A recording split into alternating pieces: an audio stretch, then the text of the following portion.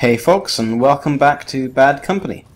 Sorry for that rather abrupt transition, but there's no real good point to stop in this mission, since you have so few briefings.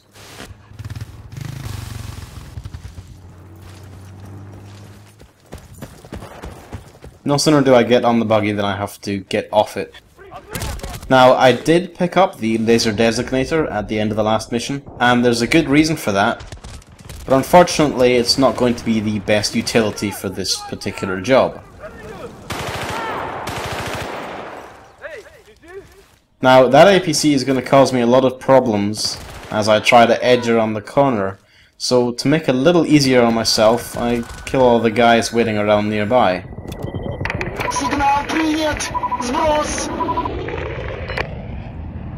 Now I'm able to get the missile off, but as you can see there, it's not exactly the easiest way of doing things. Obviously this section would be a lot easier if I had kept the C4 or a missile launcher, but like I say, I have a reason for the laser designator, so I'm gonna hang on to it.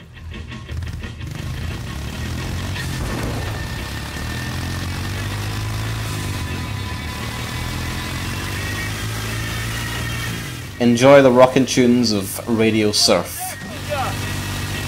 Well, if you can hear it over the engine noise, that is. Now, it is usually pretty easy to roadkill people because they move so slowly. The only problem is when they're quite far away from you, it's quite easy to get sniped off the thing. So, generally roadkills aren't such a great thing to do. One thing this game does do a lot better than the sequel, though, and probably one of the few things, is actual detection of roadkills is a lot better. In the second game, it's really easy just to drive straight through someone and not have it affect them at all. Now I have the laser designator here, and I'm able to drop a missile on this tank pretty much without it noticing. If you drive up there and you don't know it's there, you can actually get pretty messed up, because you've got a very small area to move around in, and the tank has a pretty nice field of view on you.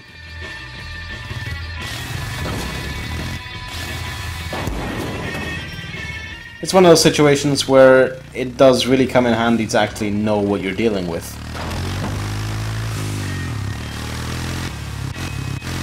You'll notice that there are quite a few buggies in this mission. It's about the only mission in the game that you actually see the buggies, I believe. They do come in quite handy, especially since they have both a rifle on the top as well as a rapid-fire grenade launcher type thing. It makes them quite useful against armor as well as individual people, so it ends up being quite a versatile vehicle.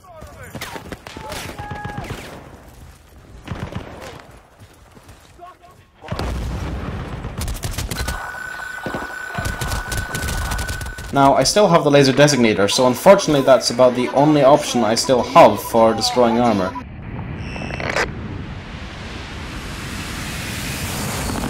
You'll see here that it is not ideal. When you get caught and the thing is attacking you directly, then you just gotta hope you can get in cover and take it out before it kills you. It's not exactly the best, and you can see there that the buggy took quite a bit of fire before I was able to get off it.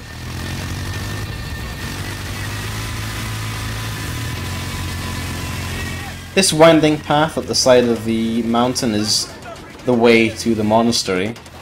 It's defended by a few emplacements like that, so you'll take a fair amount of fire going up.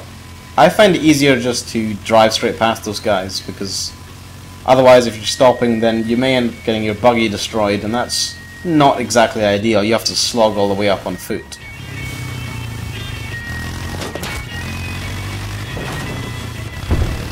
Now, one of the other advantages of having the buggy rather than one of the larger APCs is that you can actually just about get past here on this sort of, well, tank trapped off little side passage.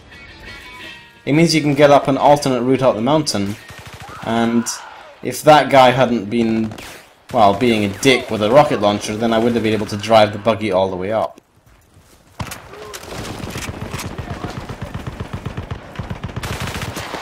I don't have a repair tool, and that buggy was really low on health, so I'm just going to leave it there. That's the end of my run. One of the snags of being in a vehicle is that if it gets blown up, you get absolutely no notice and you just die instantly. So when the vehicle's on any kind of low health, you really want to be out of there, because a stray rocket shot can catch you completely by surprise. Now there are quite a few snipers up on the hills here, so I'm picking up the SV98. It's a pretty nice weapon actually. It's fairly fast to refire, it's not a very slow bolt action. But it'll take out someone in one shot, and that comes in really handy.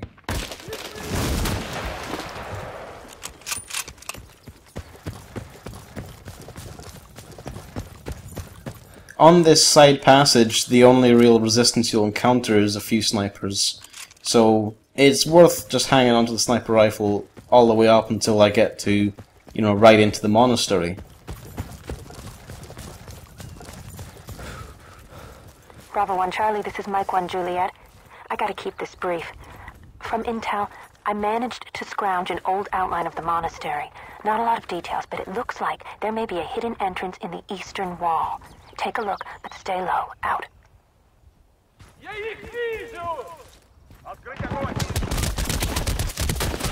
Now, she does say that there is a hidden entrance, but honestly I'm not entirely sure what she's referring to. There is an entrance in the eastern side of the wall, but it's certainly not hidden. And if there is a hidden entrance, then I certainly don't know about it. It's not any easier to get in by it, I'm pretty sure.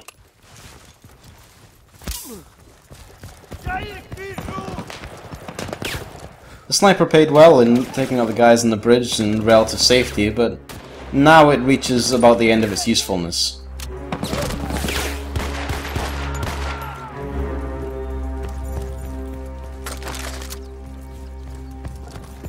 The other thing I possibly didn't mention is that the sniper rifles, as their alt weapon, come with a pistol instead of an underslung grenade launcher or just a hand grenade.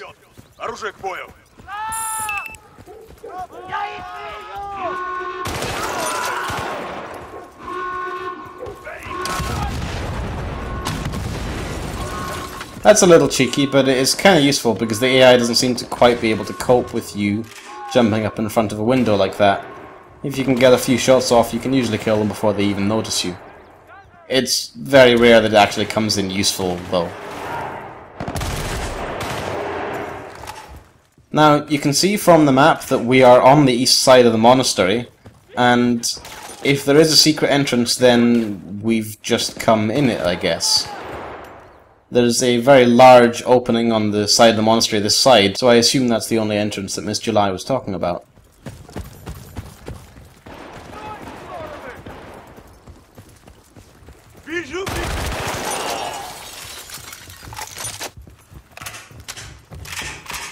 One artifact of the AI that you'll notice there is that they are quite sticky.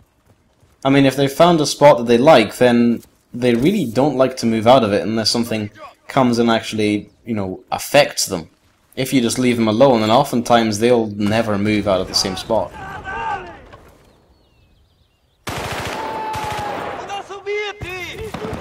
You'll notice there that I got a hit indicator. That's because I actually hit someone through the wall. The grenades are pretty nasty and they will pretty much kill anyone if you hit it directly through the wall. If the splash damage gets them, then it's not quite an insta-kill, but it'll certainly hurt them a lot.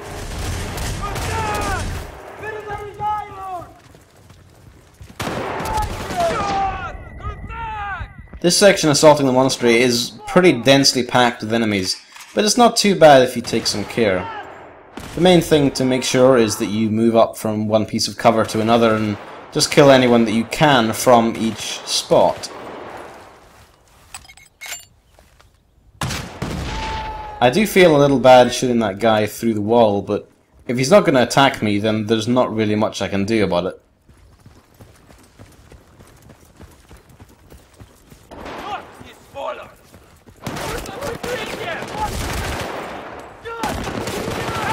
There are several doors in the side of the monastery that you can go in, but this entrance at the front here is the only way you can actually get in to your buddies.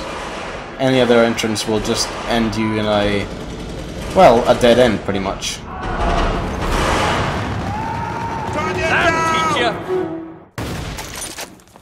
Hey, Preston, great to see you, buddy. Now, we thought you were dead for sure. What are you doing here?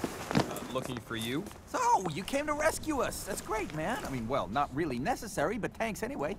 Yeah, you're welcome. Glad to have you back, Marlowe. But we need to get out of here before the enemy regroup. Yeah, we gotta try and find this Sirdar fella, because he knows where the gold is. Have you seen him? Do you know where he is? Not really, no. But Haggard figures if we just stumble around the monastery for a while thinking happy thoughts, maybe we'll run into him. I mean, that is the plan, right, Haggard? I wouldn't have put it exactly like that, but yep, pretty much. Bravo 1 Charlie, this is Mike 1 Juliet. Are you still with me, Marlowe? Any luck finding the others? Over. Oh, he's had a little bit of luck. Over. We're all here. How you doing yourself? I swear, you are from sweetvoices.com. I know it. Sorry, Haggard, but you don't rank high enough to pick me up a cup of coffee. Yeah, she told you, Haggard. Since you asked, I am fine, thank you. And I'm very glad to hear you're all back together. Over. We're trying to locate Sirdar. You got any idea where they might be holding him? Over. I don't know, but there's a lot of activity down by the river mouth. Maybe you should check there. Over. Okay, Mike 1 Juliet. Stay in touch. Over. I'll do my best. Out.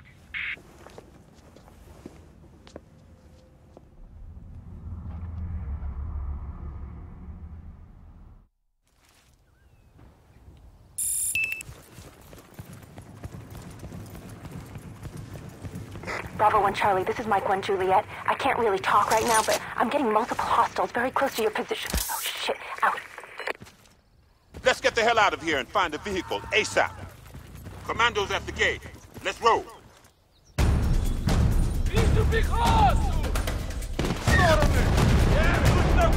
I'm not sure quite why they added that extra voice clip in there after the cutscene. I guess they didn't have time to animate more cutscene, but they wanted to include it.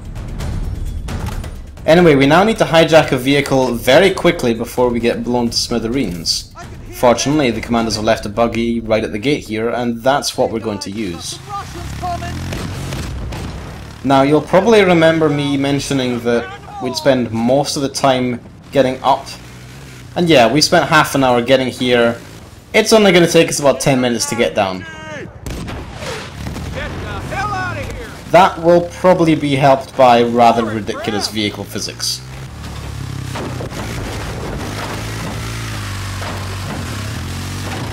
So yeah, the buggy isn't exactly in the best shape, but it survived a rather catastrophic fall down the mountain. And we'll be doing a few more of those as we take, well, kind of a shortcut.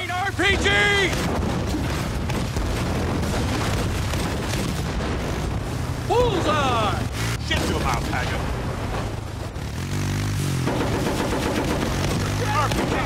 I don't know if this is exactly the way the developers intended for you to get down, but I certainly find it the most fun and kind of fitting with the overall feel of the game. Are they following us? They are following us. Go, go, go. One thing I also said I'd mention is that you can notice that the sun has definitely risen now and we are in early morning. It's a subtle change if you're not exactly looking out for it. I didn't exactly help by pointing it out, but I think it's very nice and it sort of adds to the overall atmosphere. No more road here. Change your plan. Gotta get to the coast. Now this is why I kept around the laser designator. It's definitely about the worst way you can try and kill a helicopter. It's not efficient and you will very rarely do it, but with some good aim and some very good luck, you can pretty much one-shot a helicopter with the missile. Again, we need to drop the buggy here because the only way across is on foot, but there's some vehicles on the other side that we can make use of.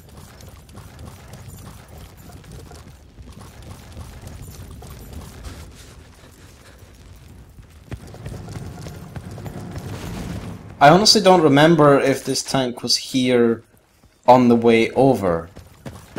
I think it probably was, but I can't honestly be sure because I didn't actually look out for it. Either way, it's going to be pretty convenient now as we're going to be blowing our way back to the harbour which we came from.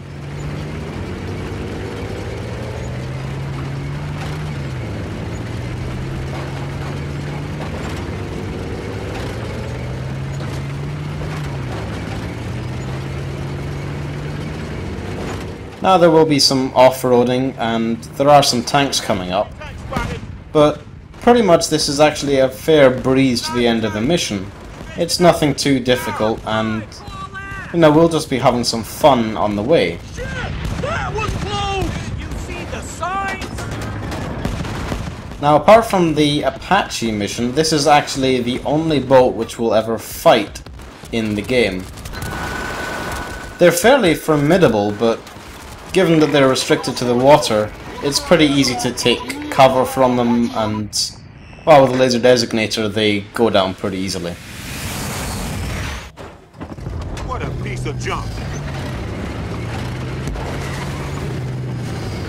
We're actually almost all the way back. So you can see that I definitely meant it when I said that it would be a quick way back. It is pretty fun. It sort of feels like you're fighting your way back, but it reinforces the fact that with the squad back, it really does feel like 4 men against an army. Incoming RPG!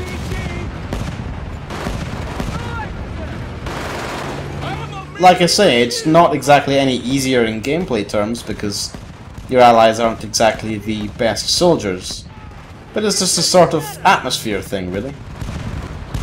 Rocket!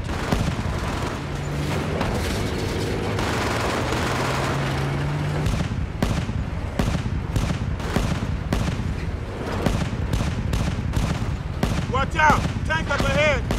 There are a couple of tanks, and I'm just going to be skipping past one of them. There's no real need to blow it up, and it just sort of slows us down, so we'll be continuing on to the end. I think this is it. We'll ditch the ride and keep a low profile.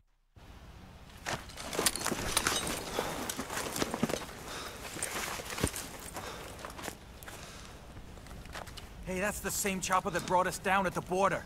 Yeah, and I have a pretty good idea who it belongs to. Look, it's the president. It seems your American friends have escaped. They won't get far.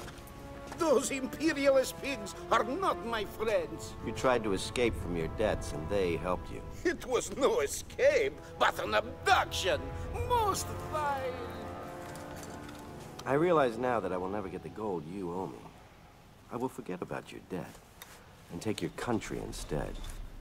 Absolutely, not a problem. I will go into exile, live a quiet life. I'm sure you will. Kill him.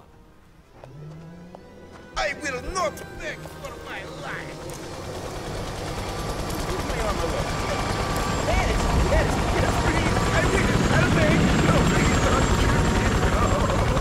What are we gonna do? Why don't you think of something, smarty pants?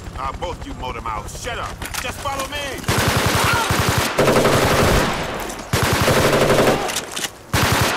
It's a miracle. I'm not dead. Hello, Your Highness. Remember us, Pookums? Yes, imperialist pigs. Very nice. Just shut up already. Let's take that boat.